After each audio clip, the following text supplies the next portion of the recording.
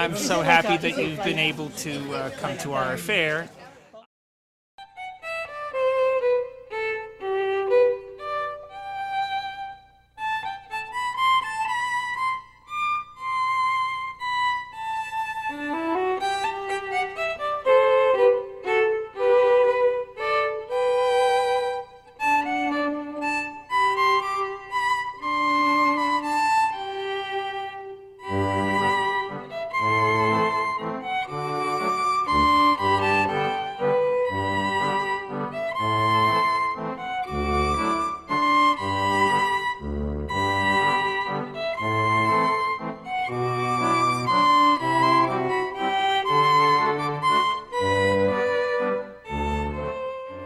Last year, Ghislaine Darden and John Caputo decided to celebrate 1869, the year their home was built.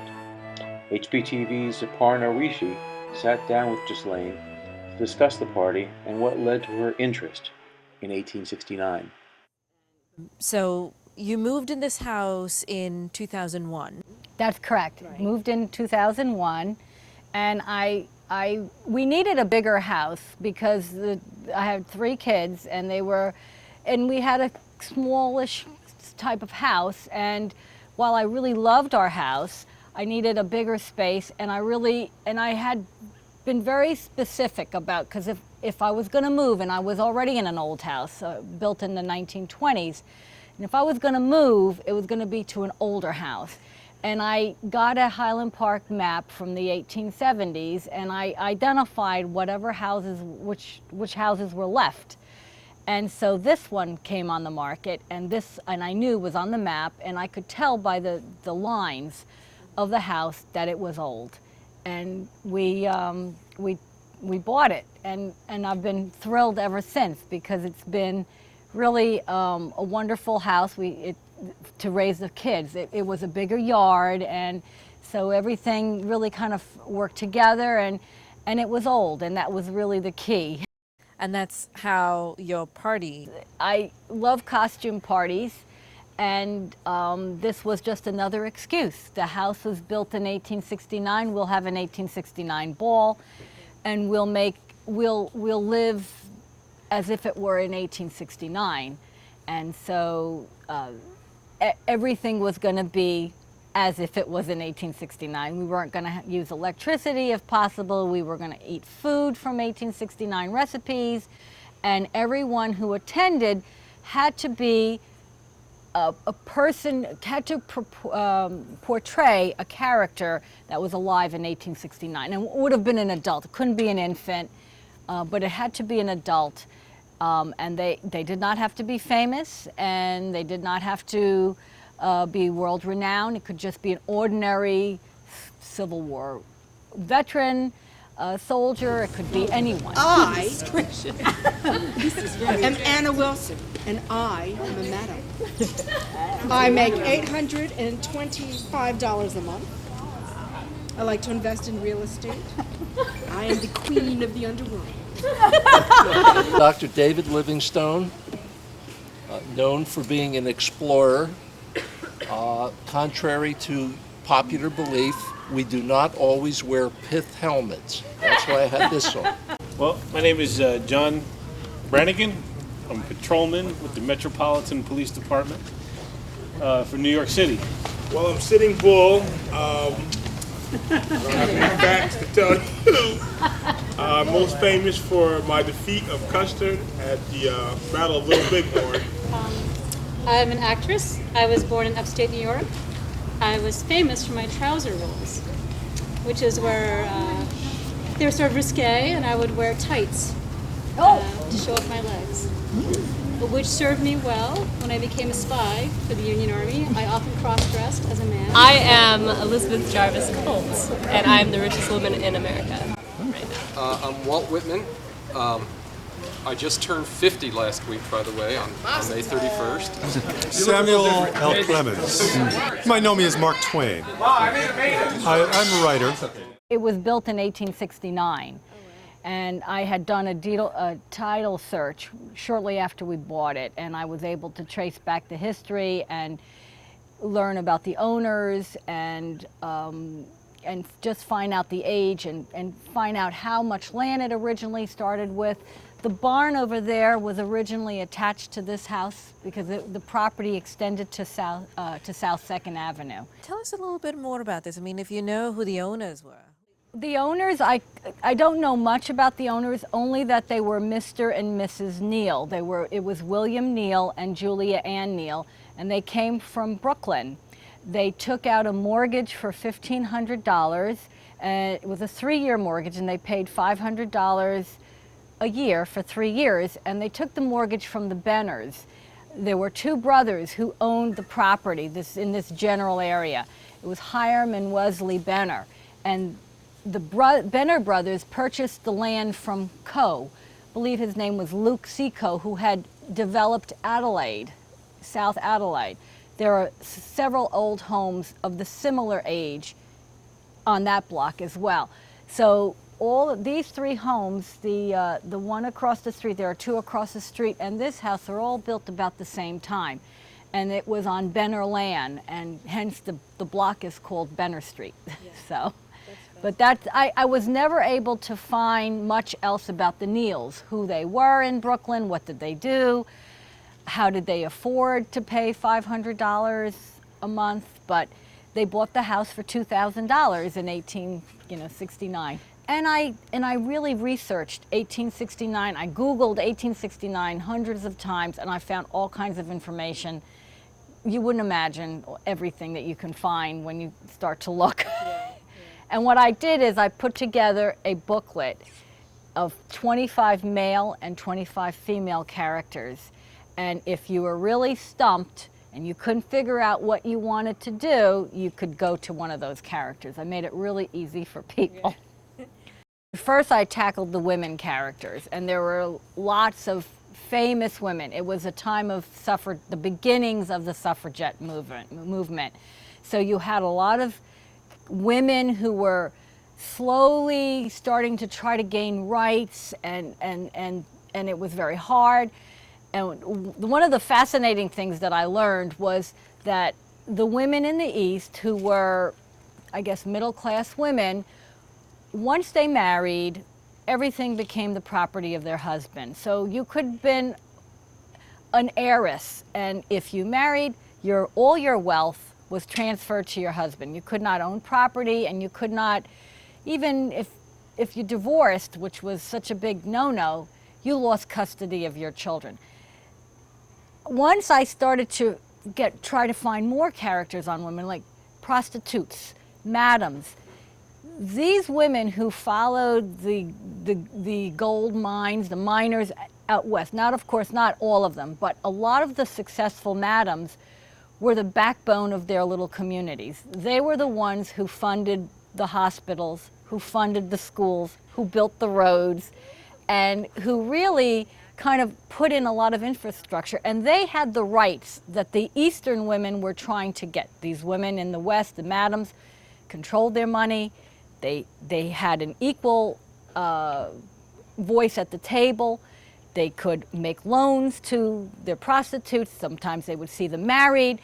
It was a completely different role for women, and it was fascinating to me because those women really achieved the status of independence, of maintaining their own rights that the women in the East really struggled for and never really got until decades later. So that was an interesting thing, and so I researched prostitutes, and I researched madams, and I found all kinds of information on madams and prostitutes that were in the West. It wasn't so much here, but it was really quite fascinating. Same with the clothing. 1869 I found was a transition year. It was right before the bustle. In 1860, women were wearing hoops, and they were getting bigger and bigger and bigger. But by 1869, the hoops are now starting to take an elliptical shape. They're not really the circular hoop anymore, because by 1870, 1871, the shape of the dress becomes the big hoop in the bustle in the back. And that's a really transitional year.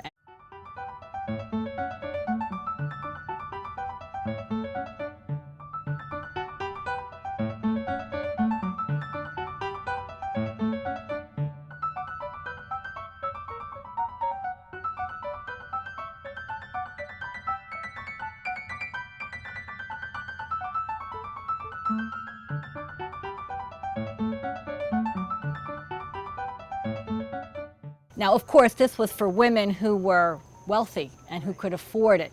If you were a poor farm woman, farm housewife, whether out west or in some little farming community in the north, the south, wherever, chances are you weren't following the trends. You may not even be wearing a hoop. You may just be wearing your farm dress, and that was it. But it was interesting to understand the fashion and how many layers of clothing the women were wearing, and the shape, how the wire hoop kind of replaced the layers and layers and layers of petticoats that were being worn only 10 years earlier. In the 40s and the 50s, they were wearing lots of petticoats. The wire hoop doesn't come until a little bit later, and it kind of is freeing in the sense that they're not wearing so many heavy petticoats, but they're like in a cage. So, it's not the best either. What was some of the activities? Now, I mean, this was a very involved party. Yes, so the first activity that we had was the registration, and one interesting thing is that I really wanted high school kids and older, because I didn't want small children not wanting to do what they're supposed to do. But friends who had these younger kids, the middle schoolers mainly, and elementary, their kids wanted to come. So I said, well, you can come, but you're going to be the servants. And I had 10 kids show up who were marvelous. Their parents bought them little servants' outfits, and then I created little name tags for them and their little jobs, what they had to do. So the first activity when people arrived, this group, the young ladies, were registering our guests. And as you arrived, you got your name, your official name, and your portrait kind of posted on a poster board. And the young boys were escorting all the ladies to the back. And so that was like the first activity, was the introductions. And we go through everybody's introduction, and they're coming up here, their name is being called out, and they're identified. And that was kind of like a very small kind of introduction, just to kind of get everybody together. Ladies and gentlemen, attention please. We are blessed to have Chief Quanah Parker here. Oh, hi. Welcome. I'd like to say how. Here we have Miss Mary Harris, also known as Mother Jones, labor and community organizer. We are very fortunate tonight to have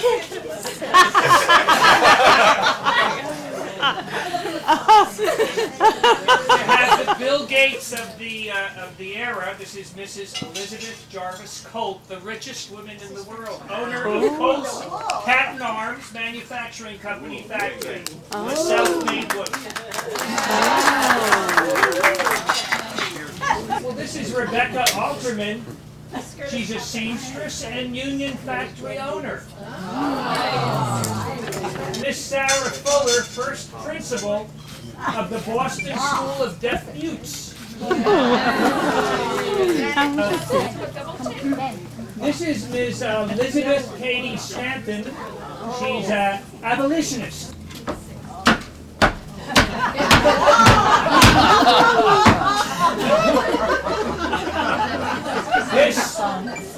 This is one of the, this is William Tecumseh Sherman, Commanding General of the U.S. Army.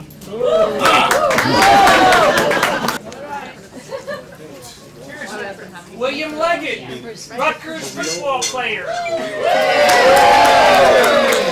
May I please, let's here have a round of applause for the President of the United States, Ulysses S. Grant, and Mrs. Julia Dent Grant, the First Lady. Here is, taking all the photos here, was Mr. Matthew Brady, the father of photojournalism. Then I had an icebreaker, which was, who am I bingo? and I had clues. I had maybe 9 different cards, bingo cards, and everyone had to go around and find out who these people were. And so that allowed people to mingle, because not everyone knew who everyone was. I somehow got 55 of my friends and family to come, and they participated, and they had to figure out who they were, and so they were mingling around. Probably did. Queen of the underworld? Sounds like a disreputable. I think I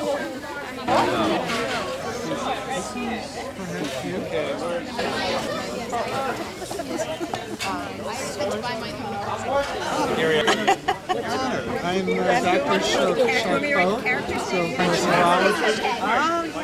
Yes, I do remember that. But this is done away. I did not have to do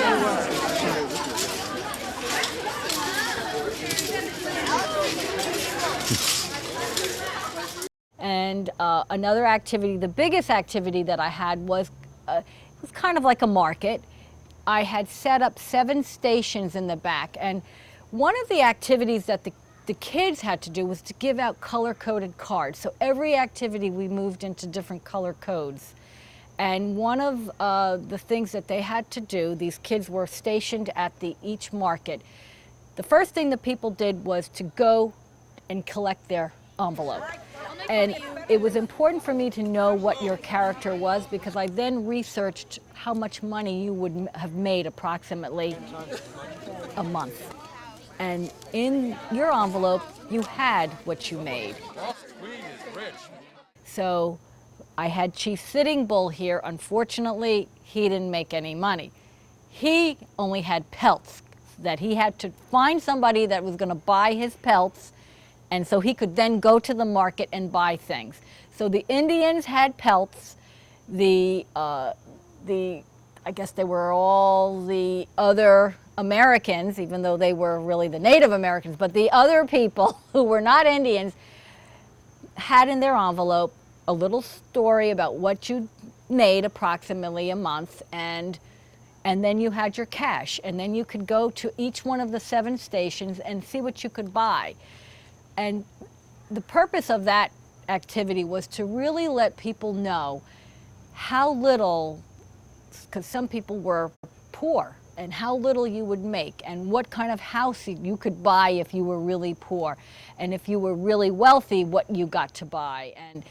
And so you had all kinds of things happening. You had the little servants bribing and other people to, I'll go get you drinks and I'll get you things to pay me. So that now all of a sudden the little servants had money. They were buying things. So it was a funny interaction where you could just go and buy, and you could actually see. I really wanted people to immerse themselves in 1869 and understand what it was like when the family came here and they bought this house, and what they would have been able to purchase, and what it would have been like, the look of the town, what people wore, how they lived. There was no electricity, you know, and so all of these things were part of the experience. It really was to experience 1869. My wife and I lived all alone in a little old hut we called our own. She loved gin and I loved rum. Tell you what, we'd lots of fun. Ha ha ha, you and me, little brown jug, don't I love thee? Ha ha ha, you and me, little brown jug, don't I love thee?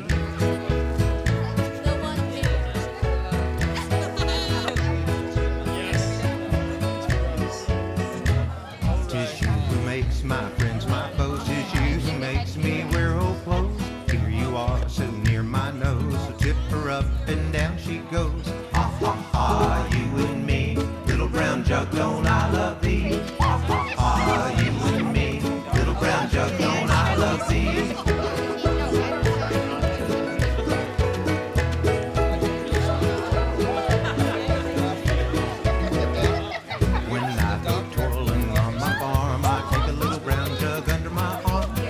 Under a shady tree, little brown jug, is you and me.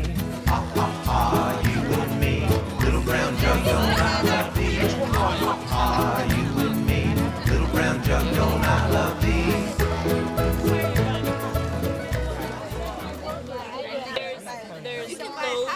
Okay, thank you. Perfect. Houses, transportation.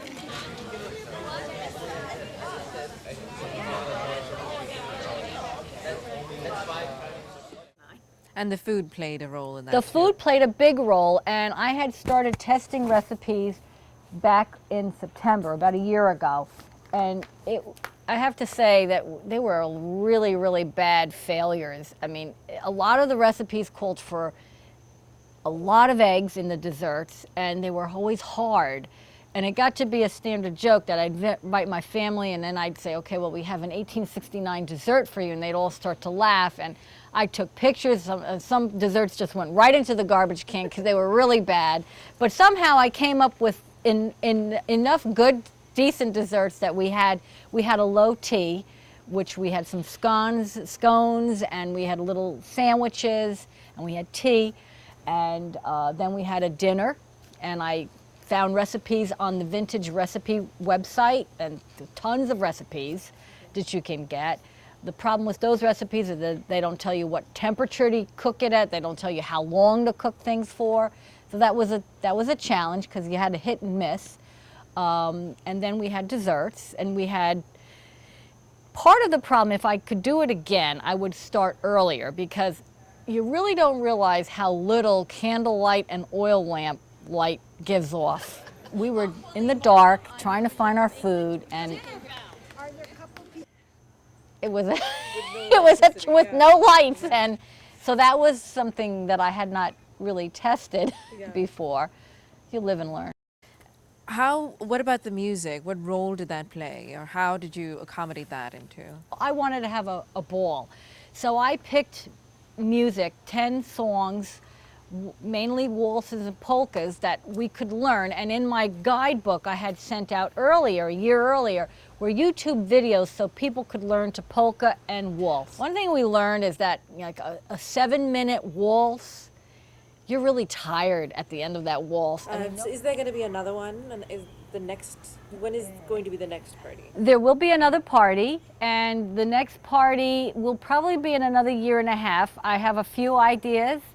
Everybody spent a lot of money on their dresses, so I want to have another party that we can use the same dresses. But I love the West, so I'm thinking something along the West. And I'm not quite sure what we're going to do yet, but might be along the lines of a wagon train theme. And there's a lot of different things that we can do with the wagon train.